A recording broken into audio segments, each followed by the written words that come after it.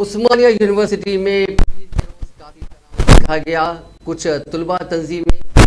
جو کہ کانگریس پارٹی کی حمایتی ہیں وہ مطالبہ کر رہی تھی کہ راہل گاندھی کے پروگرام کو کیمپس میں اجازت دی جائے، جبکہ یونیورسٹی نے اس پروگرام کی اجازت نہیں دی ہے۔ تلنگانہ ہائی کورٹ میں آج کانگریس پارٹی کی جانب سے ایک ہاؤس موشن پیٹیشن داخل کیا گیا تھا، لیکن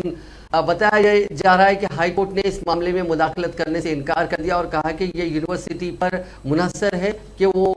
پروگرام کی اجازت دے یا نہ دے، جبکہ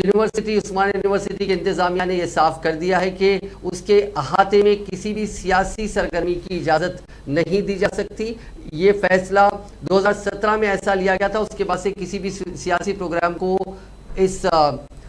یونیورسٹی کے کیمپس میں پروگرام کرنے کی اجازت نہیں دی گئی تھی۔ آج دن بھر یونیورسٹی کیمپس میں مختلف طلبہ تنظیموں نے الگ الگ دھرنے منظم کیے۔ ان دھرنوں کی قیادت نیشنل اسٹوڈنٹس یونین آف انڈیا کے قائدین نے کی، جبکہ کانگریس قائدین نے